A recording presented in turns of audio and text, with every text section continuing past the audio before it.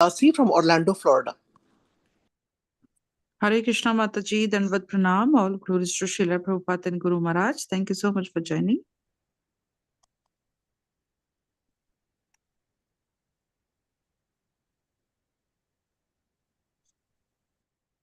Anybody else who would like to announce their name?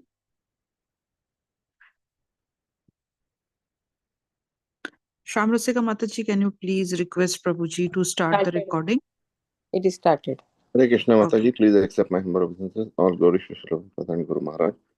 This is Nikunja Rasadas from Germantown, Maryland. Hare Krishna Prabhuji, Dandavat Pranam, all glories to Srila Prabhupada and Guru Maharaj. Thank you so much for joining. Hare Krishna devotees, Dandavat Pranam, all glories to Srila Prabhupada and Guru Maharaj. Today we are so fortunate to have His Grace Raghunandan Das from Prabhuji from Virginia, and today Prabhuji will going to enlighten us on Srimad Bhagvatam, Canto 7, Chapter 15, verse 10 onwards. Hare Krishna Prabhuji, Dandavat Pranam, and whenever you are ready, please take over the call. Can you please make me the co-host? Yes, Prabhuji. Nama Om Vishnu Padaya Krishna Prashtaya Bhutale Srimate Bhakti Vedanta Swami Iti Namine Namaste Saraswate Deve Gauravani Pracharine Nirvisesha Shunyavadi Pashyatya Deshatarine Om Namo Bhagavate Vasudevaya Om Namo Bhagavate Vasudevaya Om Namo Bhagavate Vasudevaya. You are the co-host, Prabhuji. Hare Krishna. Thank you. Dandavat. So, we are reading from Srimad Bhagavatam, Canto 7, which is titled by Srila Prabhupada as The Science of God, the canto itself, and Chapter 15, which is titled as Instructions for Civilized Human Beings. Such an interesting title, right? Instructions for Civilized Human Beings. So, just taking birth as a human being is not the only criteria. We should live our life in a certain way. That is what differentiates human beings from being civilized or not. So this is a conversation that is happening between Narada Muni and Yudhishthira Maharaj. So Narada Muni is giving a wide, broad scope of knowledge. He's talking about all the four varnas and all the four ashramas, and what are the duties, responsibilities, how one should conduct oneself in each of these varnas and each of these ashramas. So the conversation is still continuing, and that's where we are at the end of this canto, the final chapter, chapter 15, and we are about to read from text 10 onwards today. Dravya yakshamanam drishva bhutani bivyati yeshama karuno anyat atagyoi asutrip dhruvam. Upon seeing the person engaged in performing the sacrifice, animals meant to be sacrificed are extremely afraid, thinking, this merciless performer of sacrifices, being ignorant of the purpose of sacrifice and being most satisfied by killing others, will surely kill us. Purport.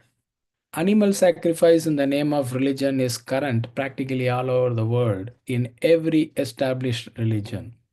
It is said that Lord Jesus Christ, when 12 years old, was shocked to see the Jews sacrificing birds and animals in the synagogues, and that he therefore rejected the Jewish system of religion and started the religious system of Christianity, adhering to the Old Testament commandment, "Thou shalt not kill." At the present day, however, not only are animals killed in the name of sacrifice, but the killing of animals has increased enormously because of the increasing number of slaughterhouses. Slaughtering animals, either for religion or for food, is most abominable and is condemned herein. Unless one is merciless, one cannot sacrifice animals either in the name of religion or for food.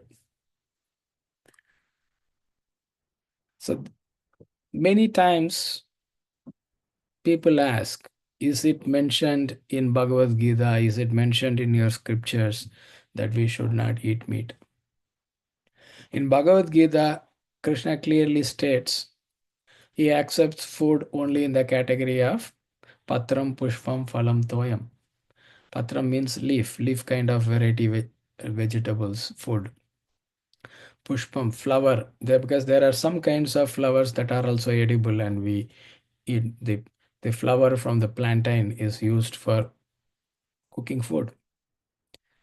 And then phalam, fruits, toyam, water. So these very simple to please the Supreme Lord. So any one of these, even just one flower being offered, one tulasi leaf being offered, the Supreme Lord Krishna is pleased. So he says, offer that. And then devotees take food that are offered to Krishna. They do not take food that is not offered to the Lord. Because in Bhagavad Gita, chapter 3, Krishna goes in detail about the sacrifice that needs to be performed by every human being. So for each yuga, there is one recommended method of worship. And for Kali Yuga, it is chanting the holy names of the Supreme Lord. So by doing that yagya, that sacrifice, we can fulfill our duties as human being. Because in chapter 3, Krishna is specifically talking about that.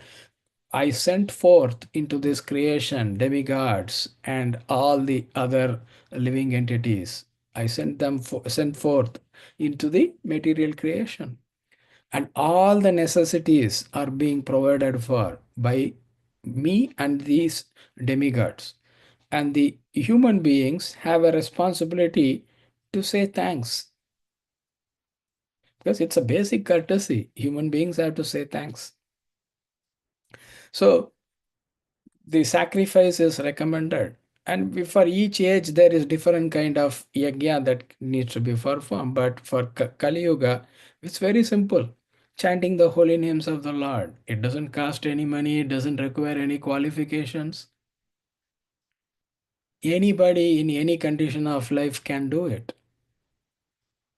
So when there are utility bills, every month we are expected to pay. If the utility bills are not paid, the company comes and disconnects, and we will not have the facility, either electricity, water, sewage, gas, it could be anything, our telephone, internet, whatever.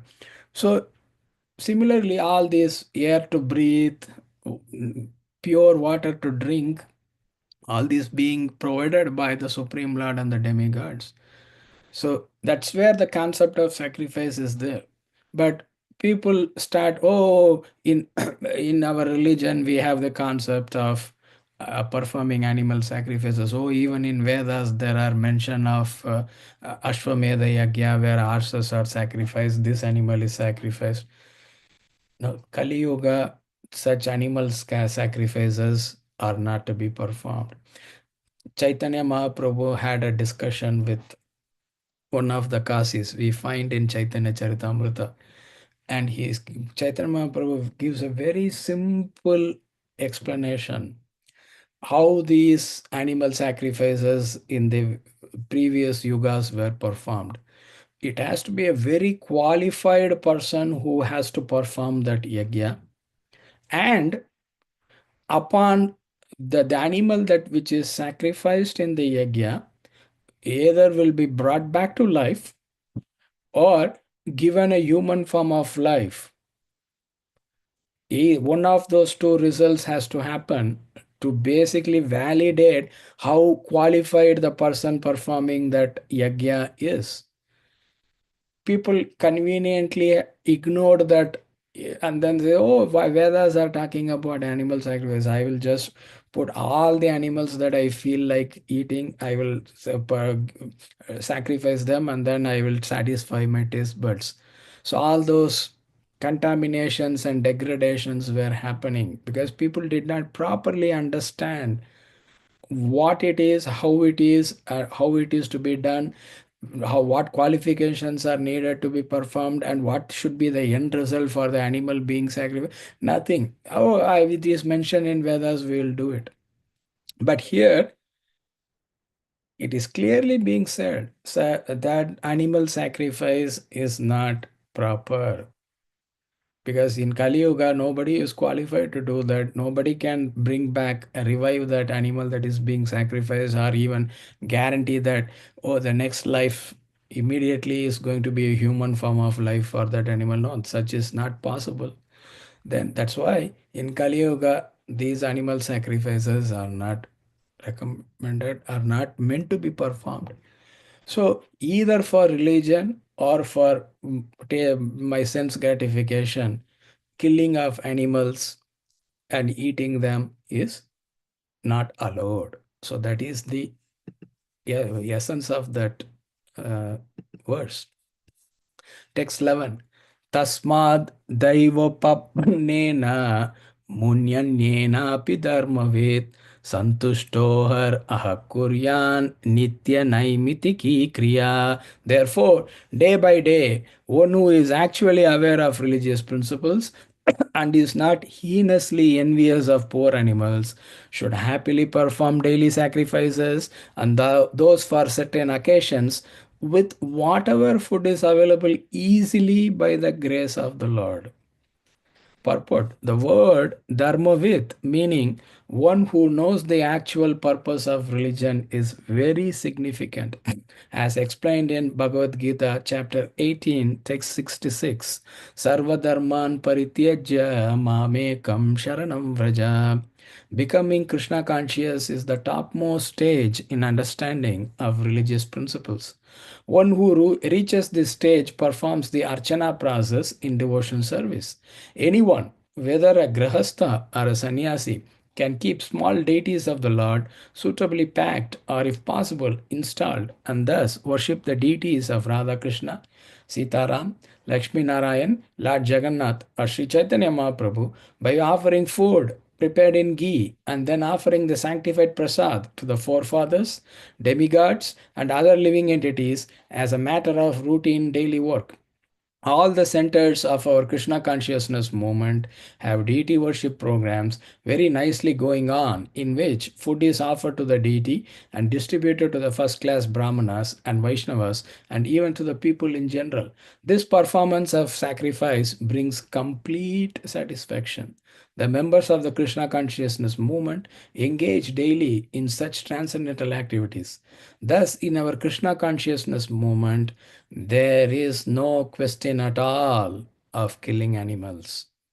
Prabhupada makes it very clear on what we are expected to do.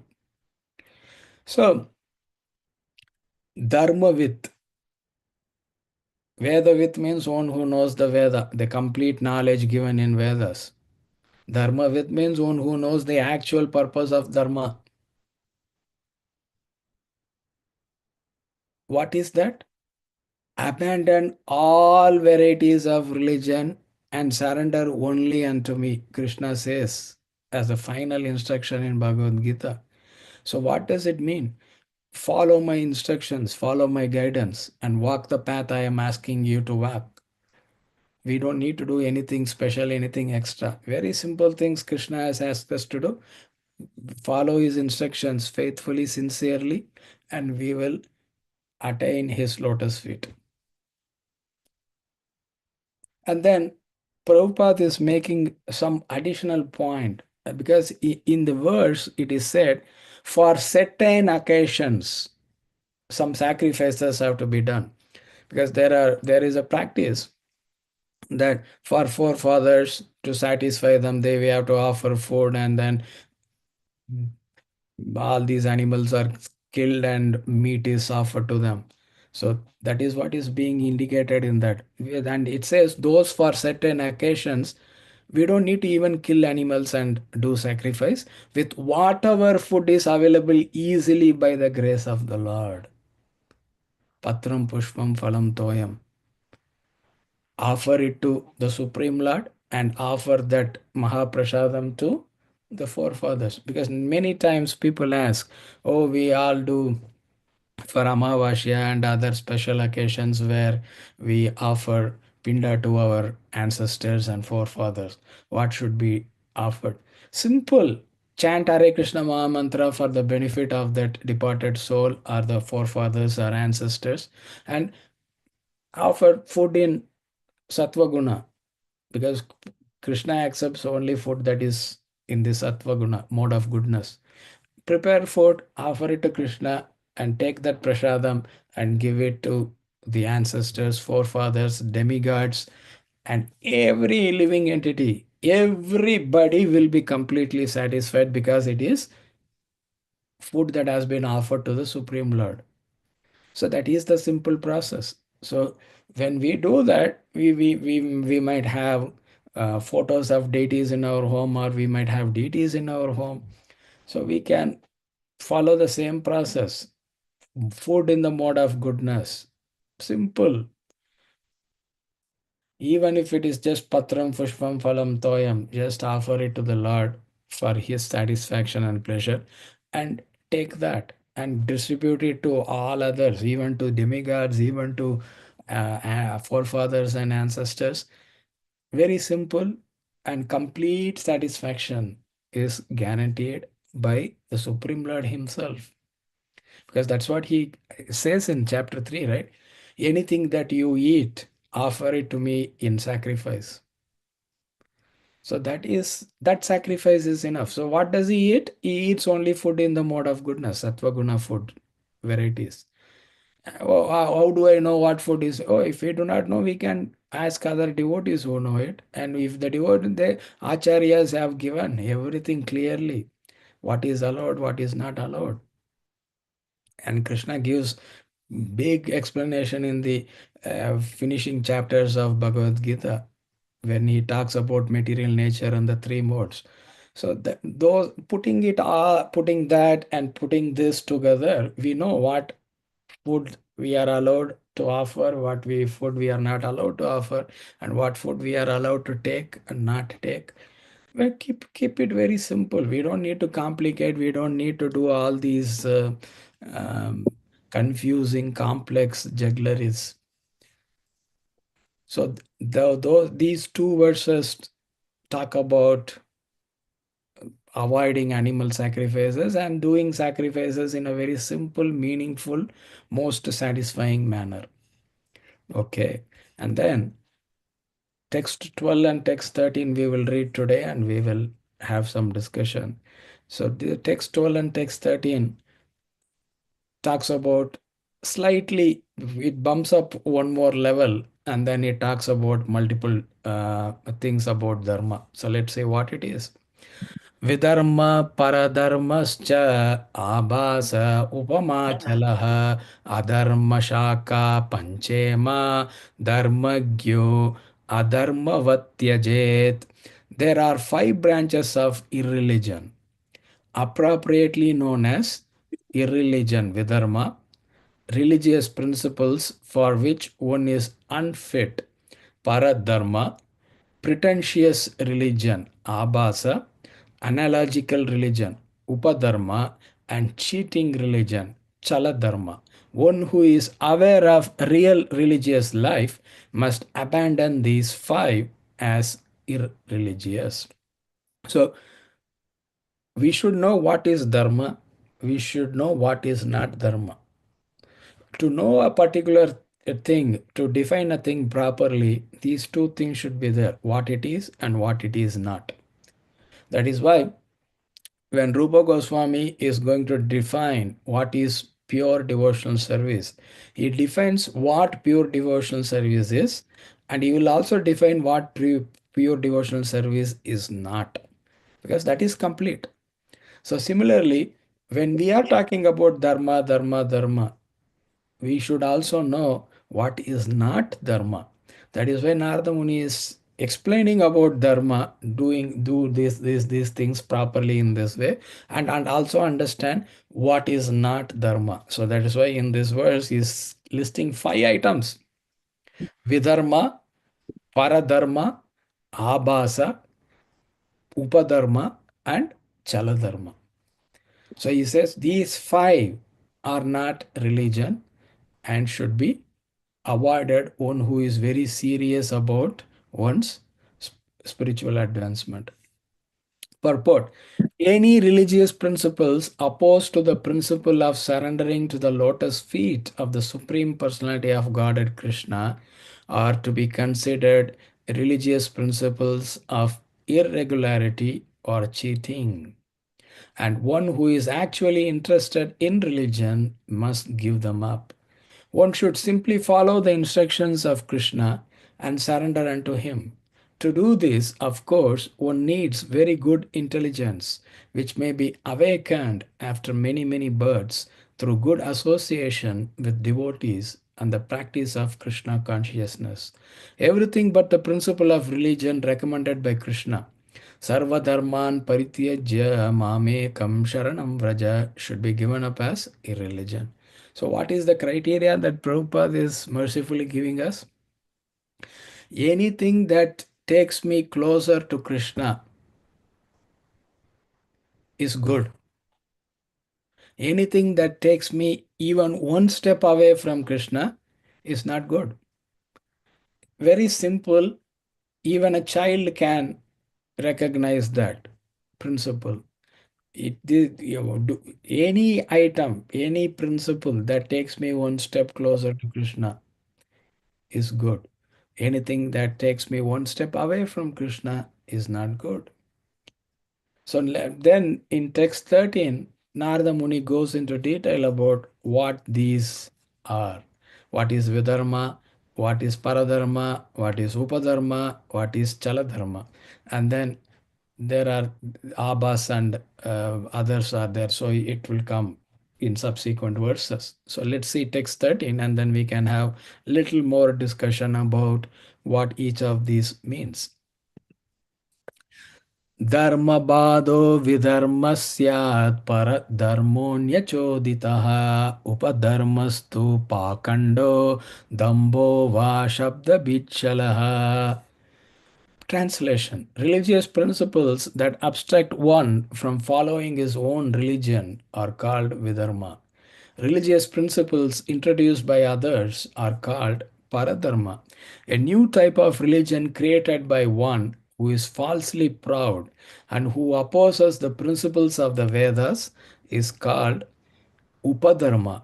Any and interpretation by one's jugglery of words is called chaladharma. So Narada Muni is explaining four irreligious stuff here. What? Vidharma, paradharma, upadharma, and chaladharma. So let's see what each one of them is after reading the purport.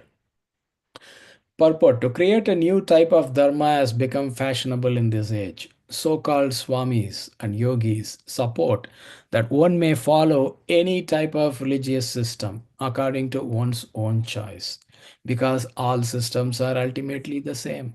In Srimad Bhagavatam, however, such fashionable ideas are called vidharma because they go against one's own religious system. The real religious system is described by the Supreme Personality of Godhead. Sarva Dharman Parityajya Mamekam Sharanam Vraja. The real religious system is that of surrender to the lotus feet of the Lord. In the sixth canto of Srimad Bhagavatam, in connection with Ajamil's deliverance, Yamaraj says, Dharmam tu sakshat bhagavat pranitam.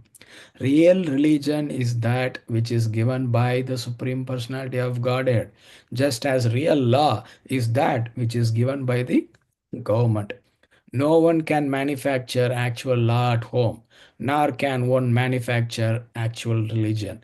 Elsewhere it is said, Savai pumsam paro dharmo yato bhakti radoksaje. The real religious system is that which leads one to become a devotee of the Supreme Lord. Therefore, anything opposed to this religious system of progressive Krishna consciousness is called Vidharma, Paradharma, Upadharma, or Chaladharma. Misinterpretation of Bhagavad Gita is Chaladharma. When Krishna directly says something and some rascal interprets it to mean something different, this is Chala Dharma, a religious system of cheating, or Shabda Bit, a jugglery of words. One should be extremely careful to avoid these various types of cheating systems of religion. Okay, what is Dharma? Dharma cannot be manufactured by human beings. Period. However elevated the human being might be. Dharma can be given only by the Supreme Lord. Who says that? Dharma Raja is saying, he is the Lord of Dharma. Who is? Yama. Yama Dharma Raja is saying, Dharmam tu Sakshat Bhagavat Pranitam. Dharma is to be given only by the Supreme Lord, and it can be given only by the Supreme Lord. What is given by the Supreme Lord is Dharma. If I manufacture something out of my own mental concoction, mental speculation, this and that, fanciful ideas, all those things will not be considered as dharma because it is coming from our own imagination. We have to be very clear. It has to be given by the Lord. What is given by the Lord? His instructions in Bhagavad Gita, the scriptures that he has given. So all these things are the bona fide Shastras, and Dharma is contained there. Oh, I do not understand by reading that. Then we have to approach a bona fide guru and sit at his lotus feet, serve his lotus feet, and then from him get that knowledge. So that's what Krishna says in Bhagavad Gita chapter 4. Tadvidhi pranipatena pariprashnena sevaya upadekshanti te jnanam jnaninas tattvadarshinaha. So that is how we will understand the knowledge. We will get the knowledge and we will understand what is dharma, what is not dharma. So here, first thing that is said is religious principles that abstract one from following his own religion.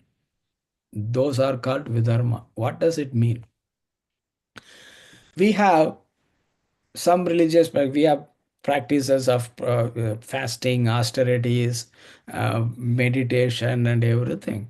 But if we take that same religious principles, but we are not we having a proper understanding of who God is, or let's meditate on Krishna, but Krishna is not a person; he is impersonal. For an example, and then that becomes that whatever meditation practice that we are doing, it becomes vidharma because Shastras say Bhagavad Puranam and other Puranas and scriptures and Acharyas say that Krishna is not impersonal, he is a person. But, I take the same religious principles or rituals, but I do not have a proper conception of God and then try to practice that. Those same religious principles are acting as a block, and that is called vidharma. So, example, I will give one example from Canto 10, Srimad Bhagavatam. Krishna and the cowherd boys are playing in the forest. The calves are grazing and they are playing and they are hungry. So Krishna tells one of the cowherd boy, go to the nearby village. The Brahmanas are performing a big yagya. Ask them for food, they will give it, bring it, and we can have a nice prasadam. So the boy goes. The Brahmanas are busily engaged in performing yagya. It's a big yagya ceremony is going on. And when they come and ask, these Brahmanas drive the boys away very rudely. So the boys come back to Krishna. This has happened. Oh, don't worry, wait. So, yeah, in a few minutes later, the wives of the Brahmanas come carrying all the of food and they offer it to Krishna and Balaram and the cowherd boys and they happily eat. So Krishna asks them, your husbands drove us away. They did not give us food. But how come you came? Oh, we were not even allowed to come. but we couldn't, because the purpose of performing all these yagyas and rituals is to satisfy you, Lord Krishna. So we couldn't stop ourselves, even though we will not be allowed back in our house.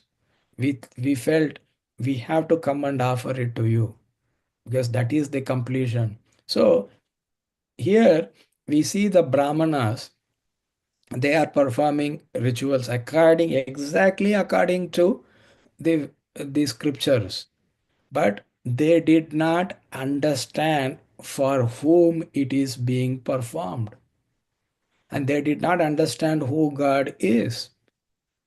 Krishna says in Bhagavad Gita, Vedaista sarver aham eva vedyo.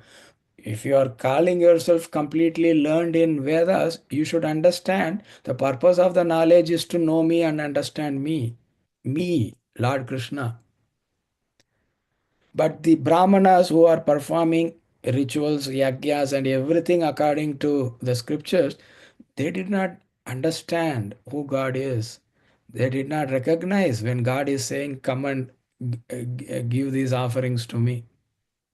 But the wives of the Brahmanas, they were very devoted. They had so much devotion. So they understood properly. Oh, the rituals and yagyas are not important. Satisfying the Supreme Lord is important. So they said, even if we are driven away from our home and we are not even allowed back into our homes, despite the objections of our husband, we have come carrying all these offerings for you and your friends. That is the proper, that is because that is bhakti, that is devotion. Because the Brahmanas, they were just, oh, I'm doing rituals, I'm performing yagyas. They did not even have understanding of God, what to speak about bhakti for God. So what they were, their rituals they were doing itself became an obstruction. So that is a classic example of Vidharma. So, paradharma, religious principles introduced by others, or rituals being done by others, and we say, oh, we are not supposed to be doing, but we also, oh, this looks no nice, I will also try it out. So Krishna says in Bhagavad Gita, right, it is better to do one's own duty and fail in it rather than doing the duty of other person and succeeding in it. So that is paradharma. So if the other persons are doing something according to whatever convention they are following, but it is not applicable to me. But I say, oh, it's so nice. I feel attracted to what they are doing. I will also start doing it. So that is also paradharma. Then a new type of religion created by one who is falsely proud or who opposes the principles of the Vedas. So I manufacture my own religion. I claim myself to be God. Or we don't need to do this, we can do it this way, we can do it that way. So there are so many fanciful ideas floating around. Or we can do, I will come out with fanciful branding, transcendental meditation, this, transcendental meditation, that. So much branding, advertisement, and marketing. But what is the purpose behind all that? Is it taking me to a proper understanding of God? Or is it giving me a false understanding of God? That's why Prabhupada is quoting that Savai Pumsam Paro Dharmo Yato Bhakti Radoksaje. Comes in the beginning of Bhagavatam itself. Savai Pumsam, for all living beings. What is the Paro Dharma? Yato Bhakti Radoksaja, that which awakens bhakti for Adoksaja. Who is Adoksaja? Lord Krishna. Anything that awakens real bhakti for Lord Krishna, that is the Paradharma, superior dharma. So that should be practiced. If we are not doing that and we are just concocting something, dharma, dharmam tu sakshat bhagavat pranitam, dharma is to be given by only the Supreme Lord. If I am concocting my own dharma and with my fanciful ideas and imagination, or a group of people are coming together and doing all that, then it becomes Ritualistic. Upadharma. And then any interpretation by one's jugglery of words is called chaladharma. Krishna is saying something in I am a person. From me comes everything. Even though so many things can come from me, I still remain a person. But jugglery with words of jugglery. Oh, this word, if you split it like this, it will give this meaning. And if you split that word into those two different words, it will give that meaning. And finally, I prove, oh, Krishna is impersonal. That is what Prabhupada is referring to at the end of the purport. People come up with their own personal agenda, their own misinterpretations, and all those things are called Chaladharma. So that is why Narada Muni is talking about here Vidharma, Paradharma, Upadharma, and Chaladharma. All these four are to be discarded because it is going to destroy one's bhakti. So, what is the purpose of all these um, explanations about these different kinds of religion? What is it actually?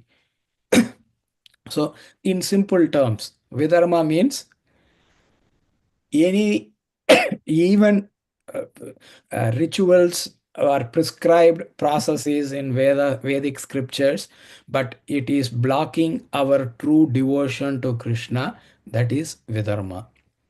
And what is Paradharma? Following the duties of another person wrongly. That is Paradharma. Upadharma is misinterpreting what is the religious path. And Chaladharma is basically distorted, or Prabhupada calls it like a cheating religion. Because the cheating religion is mentioned right in the beginning of Srimad Bhagavatam itself. So, wow. In another way, how we can understand is Vidharma is it blocks our devotion to Krishna. It distracts us from pure bhakti, and it also destroys our faith. So we have to keep that in mind. That is why Narada Muni is talking about these stuff. Why is it important to understand religion and what is not a religion? Okay. To summarize, before we have discussion and question answer section,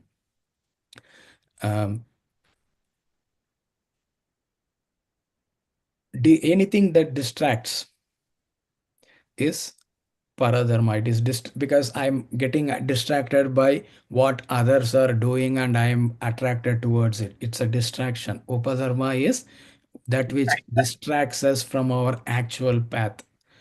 And Upadharma is that which corrupts our spiritual practices. And Chaladharma is that is something cheating under the name of dharma or religion. So that is what we have to take away from these explanations and discussions, and try to think about how am I distracted.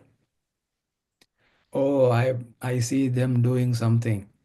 Oh, because we can see that even when we go to Mayapur, in and around the Navadvip area, they do, and even in Jagannath Puri, in Haridas Thakur's Samadhi. Haridas Thakur is Namacharya. He was chanting Hare Krishna, Krishna Krishna, Hare Hare, Hare Ram, Ram Ram, Hare Hare. But if you see some of those followers there, they will chant Hare Krishna, and then they will have something else coming in the mantra. And they are they are saying they are claiming themselves to be followers of Haridas Thakur, but they do not even understand what Haridas Thakur was chanting. So, oh, that is so nice, I will try to chant that. Then we are getting distracted from our practices. So then that becomes under the category of paradharma. And corruption, upadharma, right? Anything that we take, we corrupts our proper understanding about bhakti or about Krishna, about what we need to do, what we need not to do. All these come under the classification of upadharma. And misinterpretation, word jugglery. Oh, I will split this word like this and give a different meaning. I will show my scholarship of Sanskrit. By doing all these things, I totally destroy the meaning, original meaning, and bring my own meaning out. That is cheating under the name of religion. That is Chaladharma. So that is what Narada Muni is talking about in these two verses, and he will continue to talk like a few more verses uh, about these concepts and principles.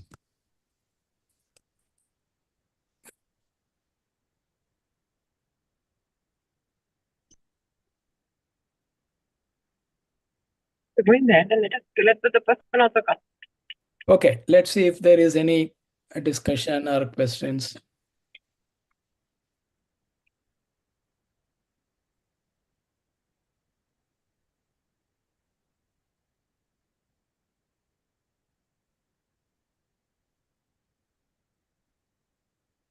Hare Krishna Prabhuji, Dandavat Pranam, all glories to Srila Prabhupada and Guru Maharaj. Thank you for the wonderful class and especially, understanding what dharma we should follow.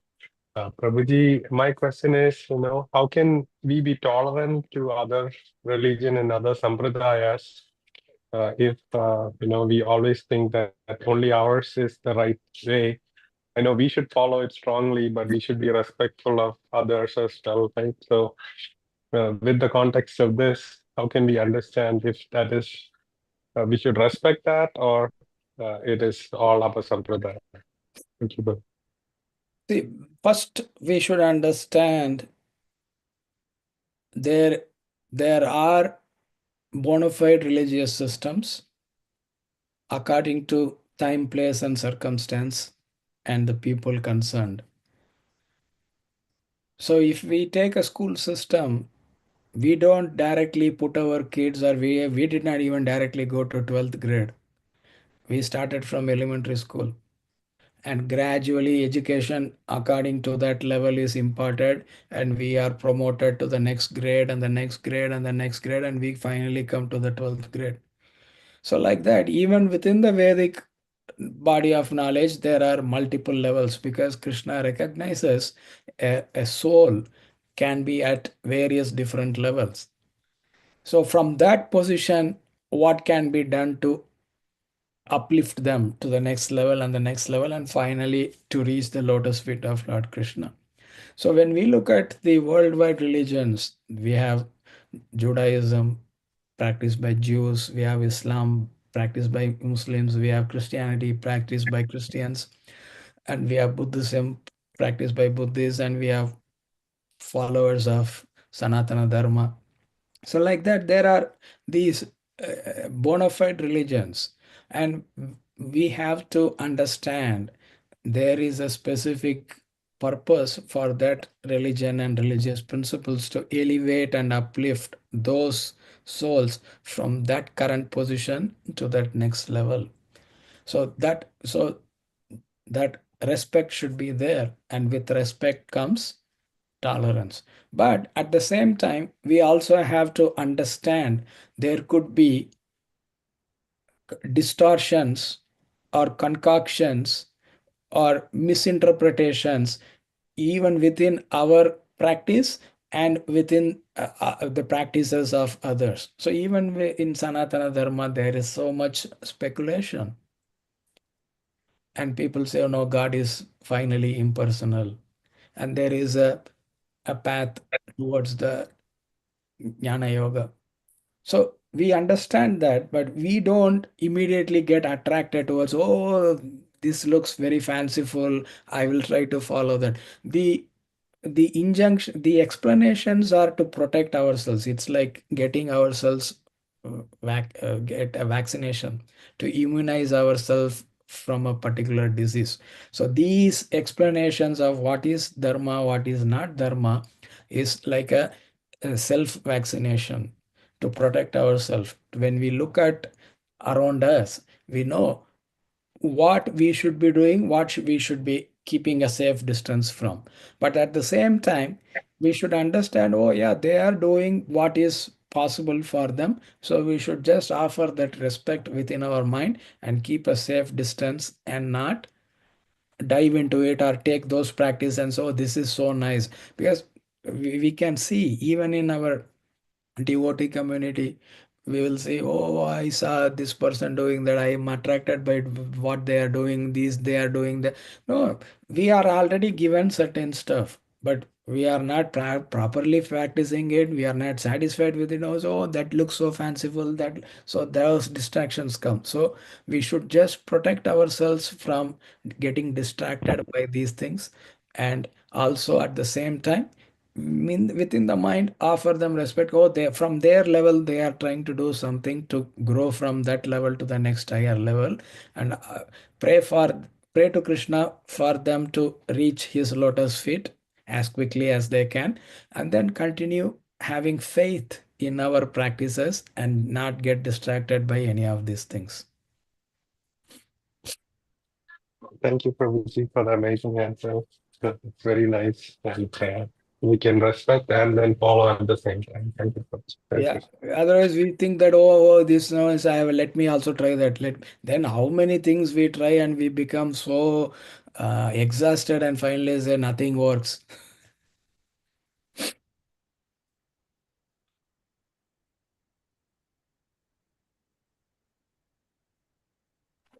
Hare Krishna Prabhuji, thank you so much for this very informative class and very helpful. So I don't have a question, as for per our discussion today.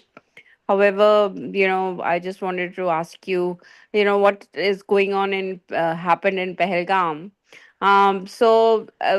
What I heard last night was that, the Indian Army killed one of the terrorists who had attacked, who had killed these 26 people and brutally killed that person to show, basically for an example that, so as per our dharma, I mean, we need to protect our people. Though this is, another human being, it's like taking total revenge, um, um, is that, though Lord Krishna does say that we should fight for our dharma, but how do you say that, the way the Indian army killed that person, I mean, brutally, to give an example so that they get scared now, how would you react to this, Prabhuji? So we have to first properly understand when violence needs to be used, when violence should not be used. For protection of the innocent people, there is a certain amount of violence that needs to be used against the aggressors. Because that's what same thing Krishna says in Bhagavad Gita. We, Pandavas wanted to settle it in a peaceful negotiation, but Duryodhan was not ready. And war was the only thing that he wanted. So now war has to be fought against those aggressors. So Krishna tells the same thing to Arjuna. Aggressors, and particularly when it's not only about protecting myself, it is protecting the larger population. There is a certain responsibility that is needed. So if some thief breaks into our home and we call 911 and the cops come, but they say, no, we are practicing non-violence, we are practicing ahimsa, see you later, and they go away. How would we feel? Because somebody is like harassing and committing violence against me and my family members, and I need to be protected, and these are the people who have to come and protect me, and that's why I call 911, and they come and say, no, I'm practicing non-violence. No, at that time the duty of those cops is to engage in a violent activity against the aggressors, not against the innocent people, but against the aggressors, and then protect the innocent people. So that needs to happen. But it doesn't mean that they can be aggressive at all times. No. In that situation, when the call has been made, they will come and they will try to protect the innocent people from the aggressors. At that time, they cannot say like, "Oh, I am practicing non-violence." No. That's why proper understanding is needed when it is to be used, when it is should not be used. So that's Krishna gives the same instruction so that Arjuna gets that intelligence. When is the proper time to use it? When is not the proper time to avoid using it? So we also should understand when these things are happening around us, it is for the protection of. Because what did those aggressors do? They took the lives of 26 innocent people who had nothing to do with any of these things. They were just touring there. But some aggressors decided, okay, they should be killed and used as an example for the entire others too. So those things are unnecessary acts of violence, and such aggressors should be punished properly. Thank you, Prabhuji. Hare Krishna. Thank you, Hare Prabhuji. Hare Krishna.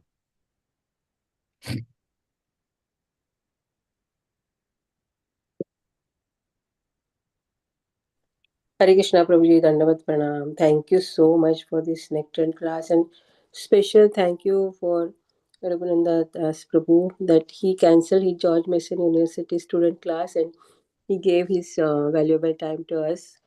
So we can chant 3 times Haribol for Prabhuji. Hari Haribol. Bol. Hari bol. Hari Bol. Hari bol. Hari Bol. Hari bol. Thank you, Thank you. Prabhuji. Thank you, Thank you, Prabhuji. Prabhuji. Please accept my humble obeisances. All glories to Srila Prabhupada and Guru Maharaj. Prabhuji, I have the class was wonderful. Excelling in all aspects and touching all the dots.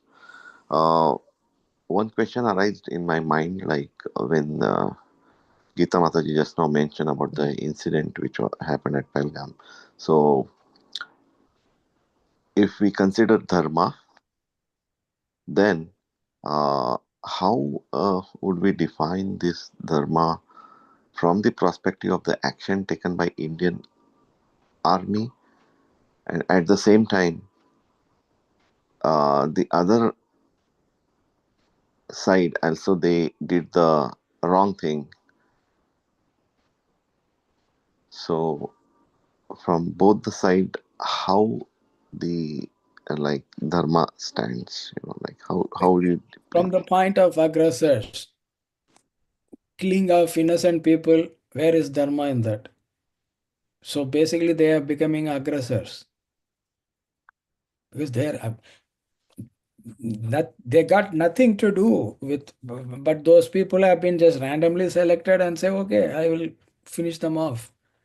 So basically, whoever perform that action becomes a aggressor.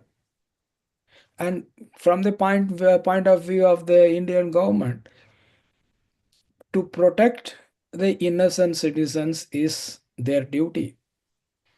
So if they just don't go after these aggressors, others will get emboldened and say, okay, I can do anything and I can get away with it because the government is spineless, they won't take any action.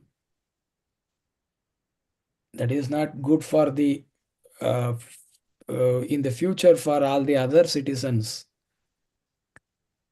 So the government has to take certain actions to bring the aggressors to justice and punish them appropriately. And these kinds of aggressors are like militant in nature, and they are not just going to come and surrender and say, oh, what I did was not correct, and I realized that what I did was not correct, so I have come to surrender. No, they are going to fight till the last breath and kill as many as they can, and finally either get killed in that fight or give up their life in some other way. So all those things are happening. So, but still, the government has the duty to go after these aggressors and punish them so that future others are not going to follow the same pattern. Because if this keeps happening, it's going to be a ongoing problem for the people living in that region. The same thing happened with USA when 9/11 happened. The US government went after the perpetrator, and finally, the mastermind of that attack was killed in a raid. And it took many years for that to happen. But why did the US government do that too? Because it sets a tone that you cannot mess with the safety of our country and of our citizens. And how long ever it takes, we will pursue that those perpetrators and bring them to justice, or punish them in some other way.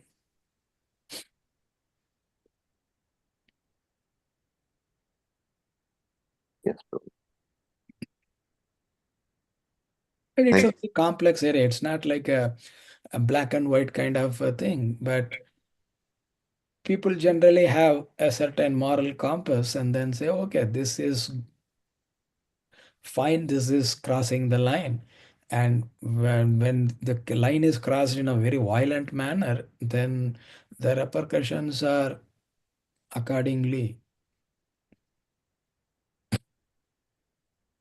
Yes, Prabhuji. Yeah, I understood. Like, takeaway from this is that the killing was from both the side, but the killing which was done by the other side was sinful, whereas the killing done from our side, like Indian, the government side, so that was like for which stands for dharma, and that is the righteous thing. And it is done in these are all activities in defense, right? It's not like, okay, India or even USA invaded another country, just felt like invading. No, there was a reason behind that. And then it's not even in this case, it's not even invading. Our countries were attacked, and those perpetrators or aggressors are captured, or they were hunted. So we took years to bring all these guys in, either capture and bring them to trial and justice, or they don't allow that to happen and they enter into a gunfight and get killed. These things happen. Yeah, yeah, and those who were killed, Prabhuji, like though we define them as innocents, that is right, but again, it is based on each and individual karmas why Yeah, they were definitely. individually targeted. Yeah. Yeah, but still they have to be extended our compassion. We cannot just say, oh, you are just suffering the consequences of your past karma. That is like hard-hearted, harsh response from us who are practicing bhakti. We say, oh, even though we understand that it is the consequences of their past action, their karma put them in that situation, but still our compassion goes out to them. Yes, Prabhuji, thank you. But if I may say that this is actually the Lord's Leela that is going on. Otherwise, we should be striving for, I mean, this is not the forum for that. But actually, the best solution to this whole world's problem today is to have borderless countries. There should be no borders. But anyway, no, thank you, Prabhuji. But at the end of the day, Prabhu's Leela also has to go on, right? No, That is how they no, say. no, no, no, no, no. We should not get carried away and start labeling our stupid decisions as leelas of God. Prabhupada was very clear about that. These are people acting stupidly and doing not only stupid, it is like a violent action against another living being and basically murdering or killing them. So we cannot, I'm not saying just this example, even simple things that we do, we are responsible for the decisions we are taking. It's not Krishna's Leela. It's me acting stupidly. So we need to have a very clear distinction about that. Each individual is taking a decision and is responsible for that decision. It's not like, okay, I did it, it's Krishna's Leela. Wow, it's my stupidity. Prabhupada corrected one of his disciple when this happened. Oh, it is Krishna's Leela. No, it's not Krishna's Leela, it is your stupidity, Prabhupada said. So, but Yes. Prabhuji, how much is destiny in this or free will? We do that is, I mean, Right, it's because we do not have a clear idea of what destiny means. Destiny means the situation we find ourselves in. But how we are responding to that situation is our free will. Still, it's there. Just because we are in a situation doesn't mean that. I will give you an example. We go to the airport, the flight is cancelled. There are around 150 passengers ready to board that flight, and they have all come to the airport. And finally, for some reason or the other, the flight did not come or was in a repair, so the flight gets cancelled. Each one of the 150 passengers are in that same situation, but each one of them responds to that situation in various different ways. Some of them go and yell at the airline employee, and then they vent out their frustration and anger and jump up and down, all those things. And some other passengers, they are just calm and collected, and then they say, okay, what are the next steps, when is the next flight is going to be, what are the other alternate arrangements in the meantime. So they still go through the same situation, but they are responding to it in a different way. So each one of us are finding ourselves in a situation. The free will is there to decide how we are going to respond to it. yes, Prabhuji. Our response is also equally important. That's true. Yeah, Thank you, so Prabhuji. that, But actually, it is important. But like it's one way of understanding, correct? But at the same time, sometimes the Lord puts a certain thought in our head, and so we do it. Isn't that so? And because when no, we it's not like we are making as if Krishna has certain ideas. No, see, we have to understand, Krishna is giving us opportunities to get knowledge, and through that knowledge sharpen our intelligence. He's clearly stating that he is not going to put some idea into our thought that is going to be destructive to us. He is never going to do that. But he's going to give. If that is the case, he would have given Arjuna that. He said, "No, I will just give you the principles and the knowledge. Use that knowledge to come to your own decision." That's what he does with each one of us.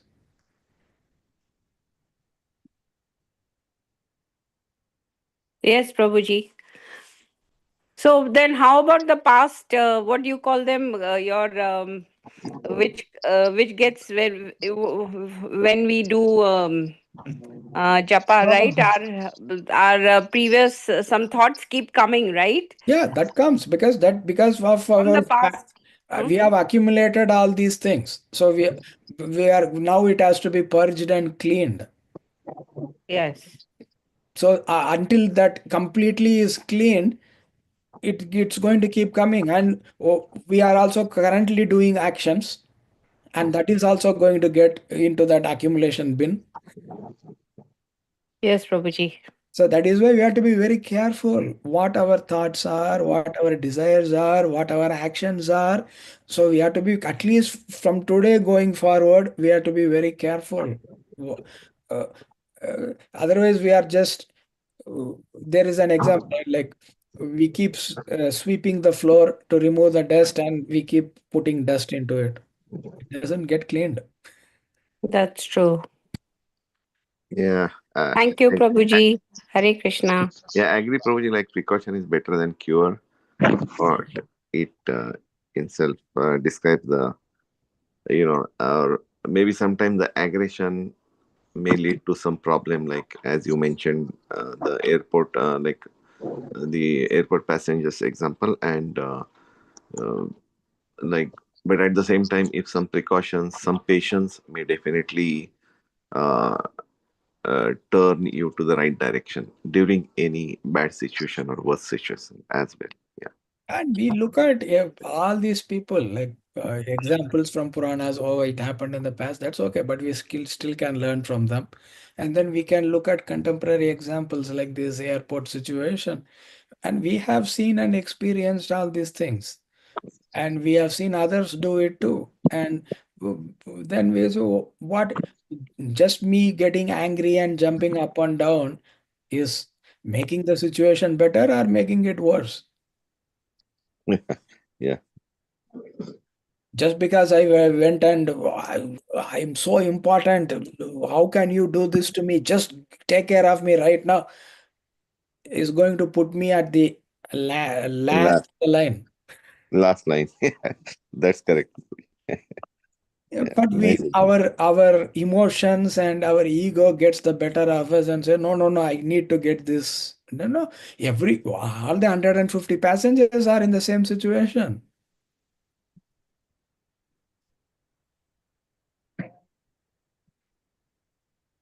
Hare Krishna Prabhuji, Dana Pranam, all grace to Srila Prabhupada. It was such a nice class,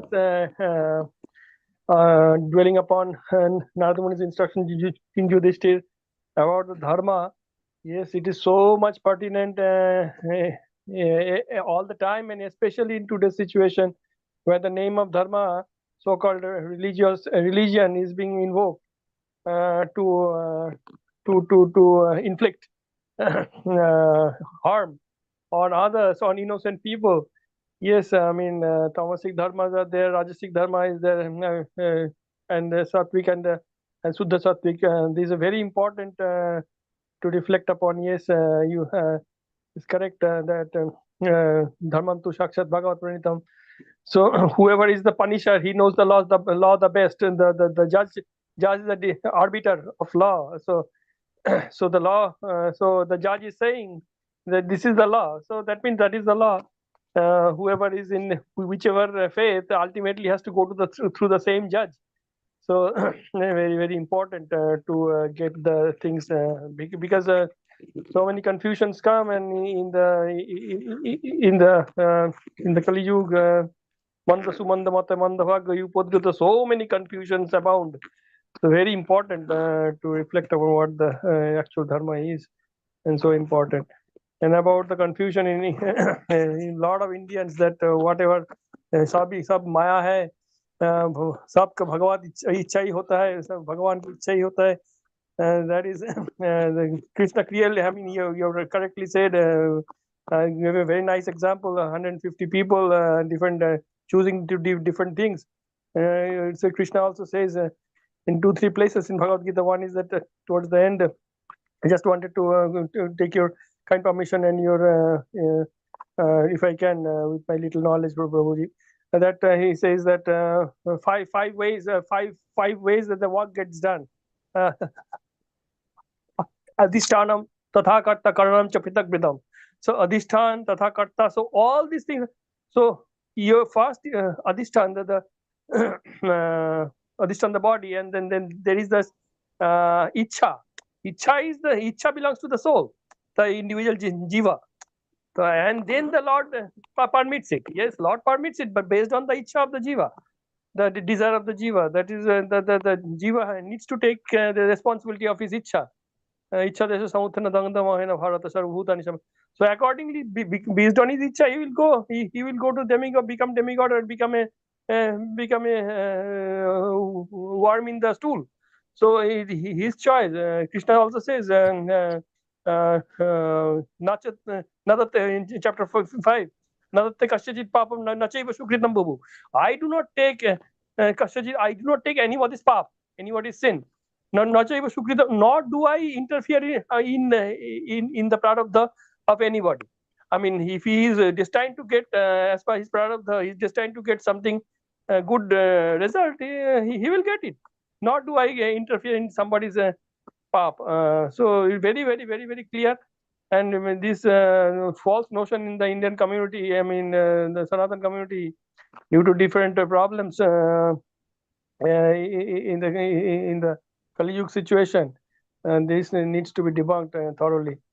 Yes, very important, bro. Yeah. So, Hare Krishna. as you said, it is finally the desire of the soul. So, what do we desire? We have to be very careful what we desire for. We know, oh, I want this, I want that.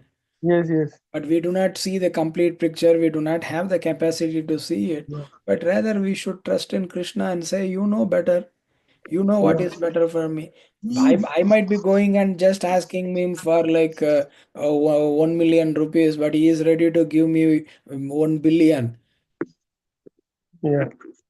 Yeah. Yadrishi Bhavanajas Yadrishi Bhavanajas Siddhir Bhavati Tadrushi. As per as he is thinking, he will act accordingly and he will get that siddhi. Krishna also says in the Bhagavad Gita, Purusha Prakritisto Bhumta Prakriti Janmu Karnam Guna Sangasha. The Jiva has chosen to be associated with that guna. That is his lookout. So accordingly, he has gotten that body clear and simple. That tiger and the lion, he has that soul has been inclined to eat meat. So Krishna has very mercifully given him that body. Simple. Yeah. So we have to be very careful what we desire for because we do not know what are the strings attached to it. And when we get what we desired for, it comes with so many other things that we did not even anticipate. Oh, I should have asked a better thing.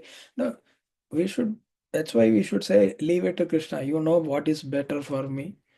Please do what is better for me. And give me the intelligence to accept it. Yes. And in the meantime, serve him devotionally. Yeah, and we give me the proper intelligence, then I will accept it and I will just be happy. What did Dhruva Maharaj feel? Oh, he wanted a planet greater than Brahma's planet to rule. And then when the Supreme Lord came in front of him, he totally forgot about that. But the Supreme Lord did not forget his desire and he fulfilled the desire. Then, after the Supreme Lord disappeared, Dhruva Maharaj said, oh, I had a valuable diamond in my hand, the Supreme Lord. But I just was hankering after a broken piece of glass. And I am now left with only the broken piece of glass, and I have lost the diamond.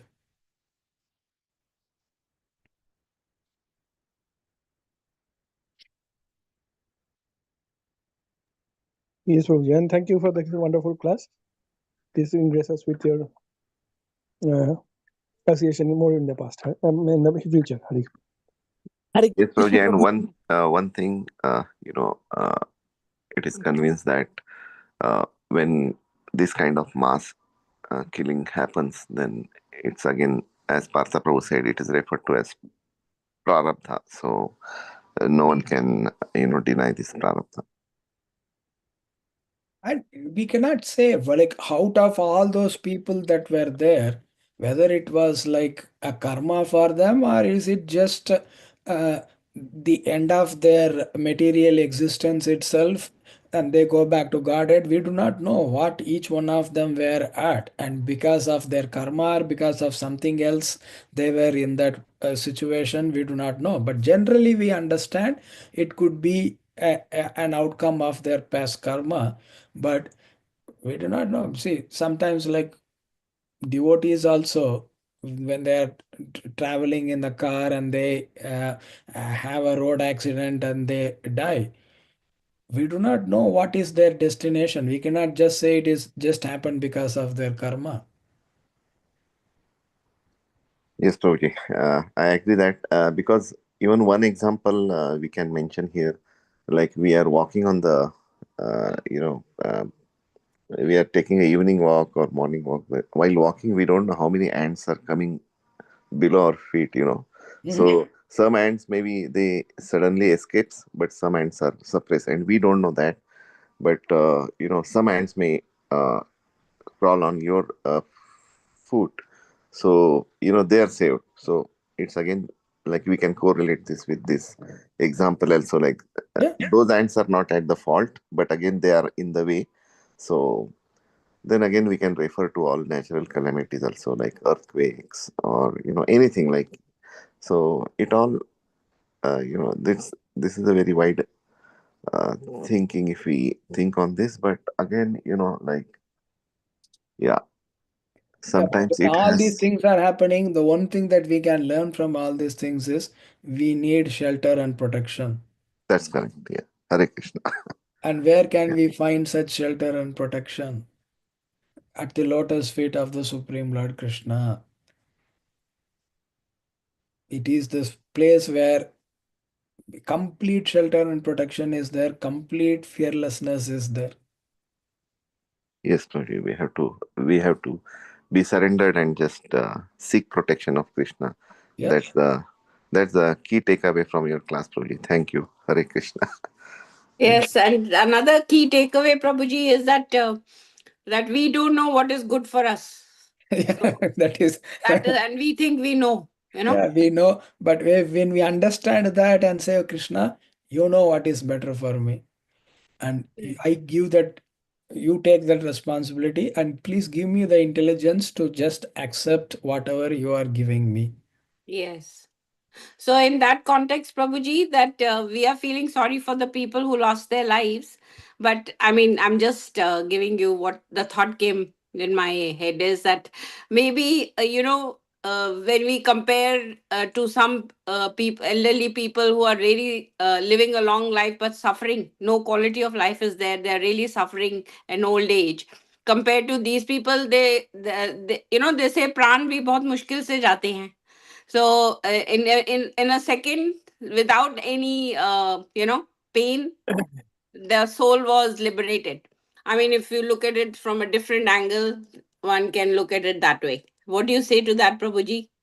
Yeah, it could be so many different reasons, but still, the way it happened, our compassion extends to them. That situation and what happened to them. Uh, uh, Suffering can be in so many different forms and flavors. And whatever form, whatever flavor the suffering comes, as whoever is suffering, our compassion should go out to them.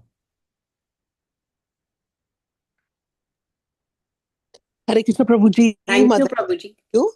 Srila Prabhupada ki jai, Guru Maharaj ki jai. This is Rupini Padma Devi Dasi from Orlando, Florida, and I joined your class for the first time. And it was really a pleasure to hear from you, and your realizations were very nice. And you had mentioned one line in your class. It was a nice discussion going on, and how we can also, generally in USA we all are placed very individually. It's not like India, no, where generally more people are there to discuss, and it's kind of different. Now India also is becoming changed, but like in this forum we are discussing and expressing our, because it did hurt each one's heart, but when we discuss and bring shastras in it, in the picture, then we have a, like we become more stronger to take it, the situation. But Prabhuji, yeah, very, very nice class today. I wanted to, you mentioned in your class about personal and impersonalism. So this we hear very often, impersonalism, personalism. So the main reason why we hear this is because Krishna is a person. So that's why we believe that this Krishna consciousness is personal, and people who are impersonal is more like they're in the external energy of the Lord. So they are more like not thinking of him as some light, or Brahma Jyoti or something like that. Is the main focus of personalism impersonal based on this only, that as we as practitioners know that Krishna is a person, and so we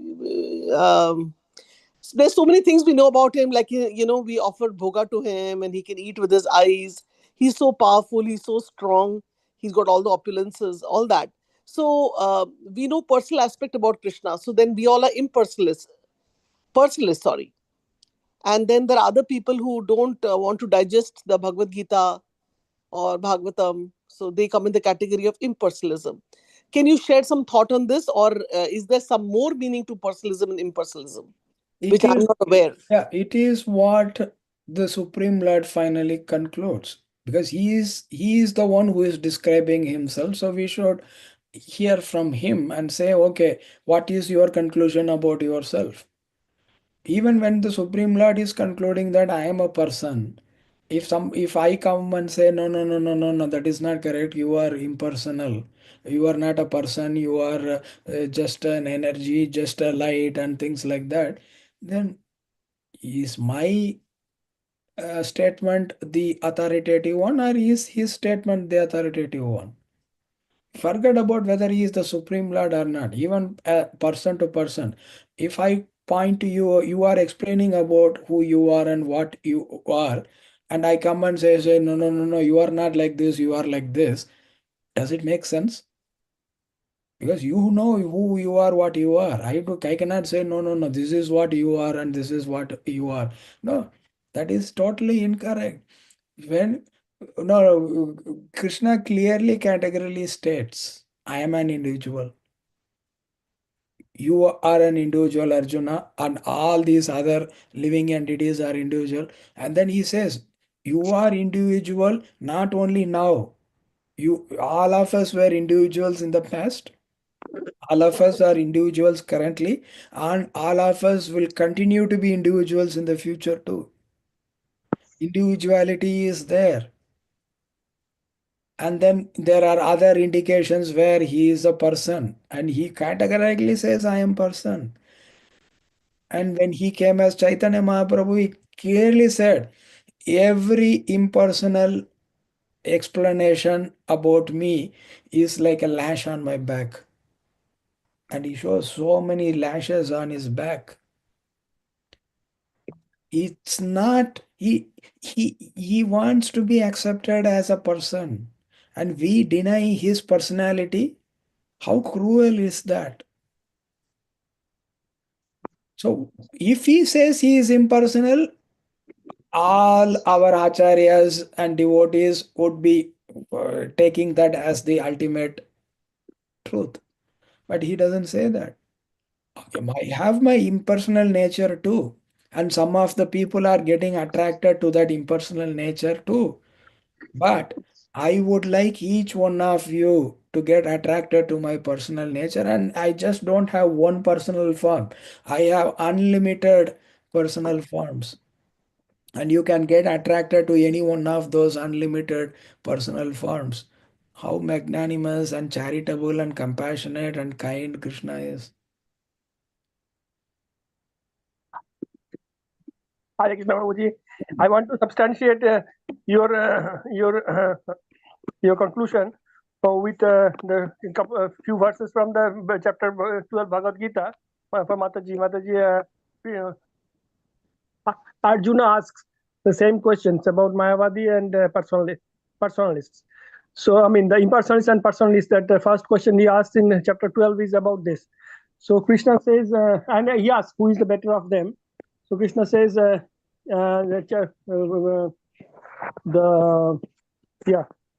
Bhagavan was Maya Avesha Manos Yamam Nitya Yukta Upasate Sadhaya Parayo Petas Temi Yukta Tamamata. Who then Prabhupada translates the Supreme Personality of Godhead said, those who fix their minds on my personal form are always engaged and are always engaged in worshipping me with great transcendental faith are considered to be by me to be the most perfect. And then he continues in text 3 and 4. ये तु अक्षरमणि देशम अव्यक्तम पर्युपासते सर्वत्र गम अचिंतम च कूटस्थम उचलम ध्रुवम संयम यन्द्रिय ग्रामम सर्वत्र समबुद्धया ते प्राप्नुवन्ति मामेव सर्वभूत हितरता. Then he continues about the impersonalist. क्लेशोधिकरस्तेषां अव्यक्तासक्तचेष अभक्ति गुति दुःख देह बुद्धि अवप्यते.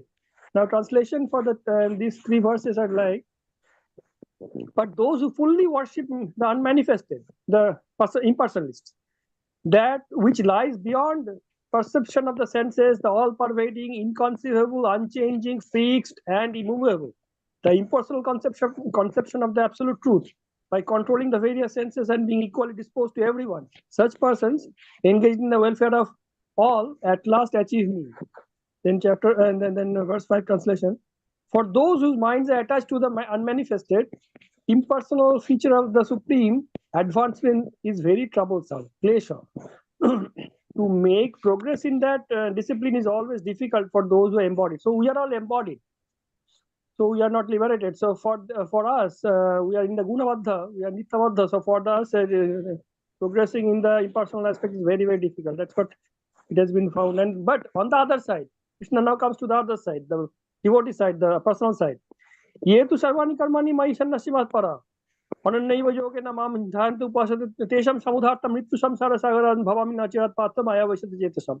So translation is, but those who worship me, giving up their activities unto me and being devoted to me without deviation, engaged in devotional service and always meditating upon me, having fixed their minds upon me, O son of Pritha, for them I am the swift deliverer from the ocean of birth and death. So Krishna makes a very, very clear distinction and puts his weight in favor of the devotees. So, because there, one side, the impersonal side, is so difficult to advance in the impersonal side because Jnana Yoga is so much more difficult, and often even after achieving the highest in the Jnana Yoga, he may fall down, and unless and only with bhakti he may be able to ascend again. But here on the other side, Bhakti Yogi side, Krishna is himself assisting. He will deliver us from the ocean of birth and death. So it's very, very, very clear that Krishna makes to Arjuna's question. Just wanted to add, Prabhuji, with my limited knowledge. Thank you, Prabhu. Let's go back to Rupini Padma Mataji, who asked that question and who was receiving the answer. So let's see if she has any thoughts or comments before we end this call. Yeah, thank you so much, Prabhuji. And actually, it's been while I left. I'm saying I left. I read Bhagavad Gita, and but just sometimes we need clarification on some subject matter, and you clarified, and also Prabhuji read from Bhagavad Gita, because we get sometimes engrossed in reading about Bhagavatam, so much engrossed that we even forget that we are not the body. We are the soul, not the body. So and various concepts kind of fade out. That's why I think Bhagavad Gita should be read. I got encouraged by Partha Prabhuji that like how he quickly came to the verses and read just to explain. But yes, Prabhuji, thank you so much, very nicely explained that we are all personalist, not impersonalist, and so we have to make sure that and there is also so much stress in Krishna consciousness about association of devotees, because like we all like-minded people, and we don't want to associate with even Lord Chaitanya says that there's, I'm not good in verses, but if you hear a class from someone, then it can be in Sarvanash. We should not hear any discourses from any person who's not a devotee. So everything, the whole jigsaw puzzle matches so nicely, the Shastras, what Lord Chaitanya said, Lord Srila Prabhupada has mentioned, and what devotees are speaking now, that it's amazing, very nice. I was a little bit away from the Krishna Katha, so I have to start my reading of Bhagavad Gita again. Of course, Bhagavatam we are reading here, and your personal reading is there, and then we also do with our local temple. But Bhagavad Gita is important to read. That's what I also understood from this answer. So thank you, Prabhuji, once again. We look forward to hear from you again. Hare Krishna. My Danat Pranam to you. Hare Krishna. Hare Krishna. Yes. And Mataji, we are doing Bhagavad Gita on Saturday and Sunday, so you can join every time, every Sunday and Saturday. And that's really wonderful, Mataji, because whenever we are doing a personal reading also, I just wanted to share this. Maybe I could be incorrect. Firstly, a very short-lived memory here, So even if we say, okay, start from the 1.1, so then you do a personal reading. But when, sometimes we're just reading like a, storybook kind of thing. Yeah. Of course, every time we're reading, we're getting realization. But when we are hearing, reading, and then association on the call, that, I would say sticks more than, your own personal reading. So thankful to you, Mataji, to start Bhagavad Gita. And I think we are ending the Sunday, so we can again start on the Sunday also, like, continue the Saturday, something like that. because they just want to let you all know that Rupini Padma Mataji, a pioneer of this conference call, but she was away from this call like 6 months because of her mother's some responsibility and like that. So, but she's back now. So we are so happy. And yeah, so we are having new devotees joining, so we can start Bhagavad Gita again. Yeah. So, but Very thank you, nice. Prabhuji, So for fresh your call. after coming back and being with devotees, and like last 2 Sundays, I went to the Orlando temple, and that was all the more refreshing because meeting all the devotees, and it was just when we are in India, we have association. I have a small association of one devotee group, Gopal Krishna Maharaj disciples, but it's still they are like, Mataji, when are you going? Or it's like that. It's not on a personal level. Again, I'll say that because we connect more here personally, and I'm so thankful to Srila Prabhupada. Then even if we're living in a Paschat days like Western country here, still because of Prabhupada, what we have got. If we go to India and see how things are, and you're a visitor there, then actually you realize the importance of being in America here and what Prabhupada has given us. It's just America is not worth living unless and until this Hare Krishna is there with us, devotees are there with us. So just some realizations are coming after not being with devotees here in the USA. So yeah, and I'm also amazed by seeing in India that so nicely they're doing the preaching movement. The Delhi temple is top in distributing the Bhagavad Gita under Gopal Krishna Maharajji's guidance. Still there was Kumbh Mela, and still they were going on. They were like 100 of devotees carrying books and sending, and so inspiring it was. Like even the Maharaj is not here. So all this what Prabhupada started in the Western country is actually has so much of influence in India. And actually I felt that his desire, Srila Prabhupada's desire, got fulfilled because he actually was wanting this to go to the Eastern country like India. And now I think it is his desire is fulfilled. I think Srila Prabhupada desire, because I'm seeing there lot of bhakti, lot of devotees are very, very seriously continuing. So just I'm making a comparative this thing about India and ISKCON temple in Delhi. Just wanted to mention that. Who else will I mention this to otherwise?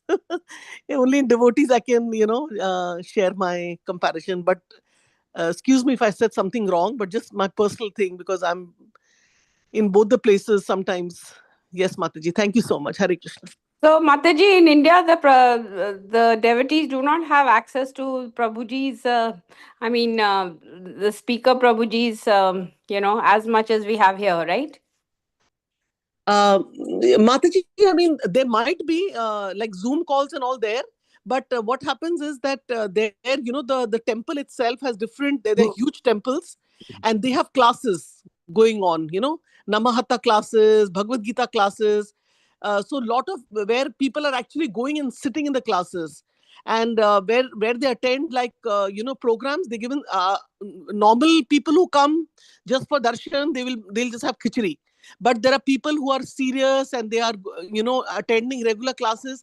The devotees make sure that there's special prasadam for them, because they're serious devotees. They're not just coming there for taking darshan, having prasadam and leaving, or just sitting in govindas and eating. So their way of agenda, their way of going about is totally different from here. Because here in a small scale, their worries are, there was one Prabhuji lost his japa bag. So he's looking into 70 cameras to find his japa bag, and where he's trying to locate it. It's so complex and difficult there that ultimately he was able to find his japa bag given by his Guru Maharaj. So here we don't have a situation like that. I'm just comparing. Here we have a small temple. At least our temple is small here, and if anything gets lost, then next Sunday we get it. But there things are totally different. And people in India, in Delhi especially, they want to hold classes where they can, personally people are sitting and discussion is going on. There might be Zoom call also. Some Zoom call reading happens with Mataji's. But this is all I could gather, because some of the groups, in Delhi, they would call me, and we attended few classes. But I was only on Sundays, basically. I couldn't go other days. And very nice about in India is that most of the devotees there, they are stationed around the temple. So some of the Matajis I met, they said, we actually moved from so-and-so place. Now we just walk and come for Mangal Aarti or doing the seva, like that. Although Matajis are not on the altar there, Matajis are not cooking there, but they do like Mala ka seva and other, book distribution and all that, other things they do. But there are more sevas for the Prabhujis there than here. Here, For Prabhupada is, similar situation, you can go to Houston and Dallas. There, the arrangement is similar like that. Many devotees live just next to the temple. They just okay, walk every day to Mangalarti. so So nice. yeah, it depends upon the communities here. But I just wanted to say one thing and end. It's there anywhere we are, as long as we are in the devotee association, Yes, that is what it matters the most. And it's getting time which we have been spending a lot yes. of time on this call, so I think we should end this call and I have to jump on to my work call now. Thank you, Prabhuji. Yeah. Hare Krishna. Thank you so Very much, nice Prabhuji. class. Thank you. Hare Yeah, Krishna. thank you. Sorry, we took a lot of your time today. Sorry. Hare Krishna. Hare Krishna. Thank you But all. your discussion was so nice that we are not willing to leave the class. No, I think we should not have personal discussions too much. Yeah. Okay, Mataji. Prabhuji, thank you so much. Vancha kalpataruvasya kripa sindhu Pranam. Pranam Pavanebhyo Vaishnavyo Namo Namaha. Anant Koti Vaishnav की जय, Jai. Sarveshwar Haridas Thakur की जय, Jai. Prabhupada की जय, Jai. Bhagavatam की जय, Yes. Jai. Raghunandan दास प्रभु की जय. Yes. Hey. Hare Krishna. Hare Hare Krishna. Thank you. Krishna. Hare Krishna. धन्यवाद प्रणाम. Hari Bol. Hari Bol. Hari Bol. Please join us tomorrow on the call at 5 a.m. Hare Krishna. Yeah, Hare for the Krishna. japa. Yes. Rupini Padma Mataji opens japa every day.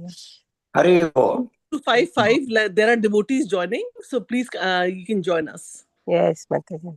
Thank Hare you. Krishna. Hare Krishna Mataji. Hare Krishna. And it's very easy because 5 to 7 you're able to finish your rounds in the morning. Yes, And Mataji. That's the 15 perfect minutes, time. perfect time. And Yeah. then because I was doing that in India, I'm so used to that because there's so much goes on in India. So much work to do here, there, this and that. So I was making sure I do my japa in the morning, and there was another group, Radhika Kripa, I joined that. And then what happens is from 7 to 7:30, one can do personal reading a little bit. And of course, things like that. Then I would hear Radhashyam Prabhu's class there. So it was a different routine there.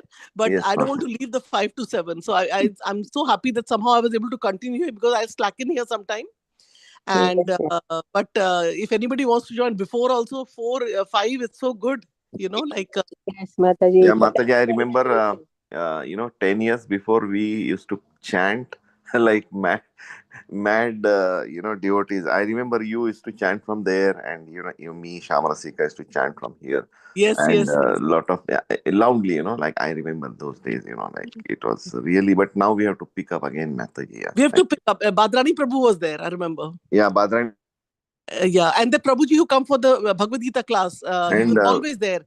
and one Prabhuji from Georgia also. I don't remember that Prabhu's name. I wish we can contact them all to join at least if they're not able to come for the class or give class. At least join at that time. We can gather people back. I was Yes, yes. Manani Mataji also from Houston. Yes, Mataji, definitely So we many can do. devotees we miss. Yeah. Okay, Prabhuji. Yeah, but now and now also today, Mataji, we had a good count. It was almost 20 families joined today, so it was a good count. Even in the morning, there were 8-9 Yeah. people. And Yeah. that Mataji, I forgot her name, who gave the shloka yesterday. Pranita Mataji. Yeah, Pranita Mataji. It's so nice that we got her back because she had also not come. And so she joins early also. And Vinod Prabhu is also there. Yes, Mataji, definitely. Yeah. Yeah, And only I what, shared. Mataji, I think we should keep a cutoff line like 8:30 because 9 becomes too much when it's a working day. Especially Saturday, Sunday, it is okay. But I think we should, you're because like Geeta Mataji, then sometimes Surendra Bhandari, Vinod Prabhu, these are all new people. And I would like to thank Shamarasika again, Mataji, because she is taking so much effort to bring so many senior citizens to our class. So that's the reason why the count is increasing. So I think I know you also do that. So we should do that, and we should, like normally I know Shamarasika try to close the call, but we should, try to give them the opportunity, and we can speak at the end, and we can just try to close the call after our questions, so that what happens, like the speaker don't get irritated. But this Prabhuji is from DC, so he knows us, and he but I think it was like 9 a.m, so it was Yeah. we Running stretched in the person's mind. No, we have to join the work and you need to at least switch gears and think. There's a Rekha Mataji on the call. Is she from Sanford? Yeah, she's from Maryland, Mataji. Rekha Mataji. Maryland. Yeah. Okay. There's another Rekha Mataji. I told her yesterday only to join. No. She's in Sanford, here, Florida. Oh, okay. So she goes to temple with me. But she's doing some studies also. I thought it may be her, so I was privately texting, asking, are you from Sanford? So yeah, whoever I meet, I ask them to join. Mataji is a senior citizen, Mataji. She went to India also, from Gujarat, and then she came back. And as soon as she came back, she just called me. I was missing this call, and I'm going to join this tomorrow. Everyone loves Mataji. All senior citizens, they love this call because this is the perfect place where they can hear, they can be as a part of our family. It's really good. Yeah. And Prabhuji, the flavor of the call changes every time. I've seen. Just like you go to a temple, you see different new faces, na? There was one Prabhuji came from Mayapur in our temple. He's staying in the temple. I was talking to him yesterday. There was another, where I was leaving for India, that time one Prabhuji had come from Vrindavan. So there's some brahmacharis living in Orlando temple. Similarly, in our call, when we come, it's like a different flavor. Now, yes, the flavor, why it becomes different, then again, everything depends upon the different speaker when we hear. And that is the beauty of our conference. Like we have so many speakers, different speaker every day. So that makes this flavorful association. Yes. And discussion. Yeah. Very true, Prabhuji. And also, Prabhuji and Mataji, like I won't be coming for Sadhu Sangha because in Mataji, 5 months I've been there, and plus Mira, I might have closing of the house. And remember, we are moving into a bigger place a little bit. So we have that coming on 23rd May, Mataji. Dekho jara kaise hai. And my husband say, are you going to go Sadhu Sangha with Amrita and Govinda? I said, no. I like the way he said it. I'm like, okay, no, I'm not going. I'll be helping you. Amrita and Govinda are coming, Mataji? Yeah, they will be coming. And they're coming only for one day, I think Saturday. Okay. Then you will see them. Yeah. Mataji, you at least come one day. Then let me see, because अभी तो मैंने कोई ticket कुछ नहीं लिया. I don't know whether. वो तो आप day pass ले सकते हैं. Like you decide one day, so we are coming so long, so. I know. Actually, I wanted to come, but then मैं देखूंगी, if I have to come, then I'll come alone. I'll leave Saloni with my husband because उसका थोड़ा सा slow चलता है मामला. So or kind of tag along with Amrita and Govinda. Let's see how it works. If you are not coming one day at least, then we have to come and meet you because we cannot go without meeting you and Prabhuji. Yeah, like definitely we'll make some plan. Namaskar to Dandavats to your like Prabhuji, Yes. So, I remember him. Yeah. Yes, he's been like, he was away. He was been here for 5 months. And उसके बाद then, अभी मेरा वही होता है कि he was managing everything, correlating with Amrita here, with us also. And then also going and checking, being in construction line, the people who are making the home, they got fed up of him. And, they were like, we'll give you a checklist later because he starts seeing, because being in construction line, ना, तो उनको कुछ ना कुछ दिख जाता है, ये गलत हुआ, वो गलत हुआ. तो वो लोग परेशान हो गए हमारे हाउसिंग वाले, like that. And also Mataji, Prabhuji, like thoda sa just pray for us that we can smoothly move from this home to the other one. So matlab it's thoda stressful ho jata hai na to move into a, it's little bit abhi, like just on the material platform, what we had estimated as a down payment, whatever they're taking, abhi wo log kehte hain ki isko lease pe chadao because my husband is only. एक minute, अपना recording चल रहा है. हाँ, वो बंद कर दीजिए. So let's come on the personal call. Yeah, I will call. Yeah, recording. Otherwise, I will stop the recording. I will stop the recording 1 minute.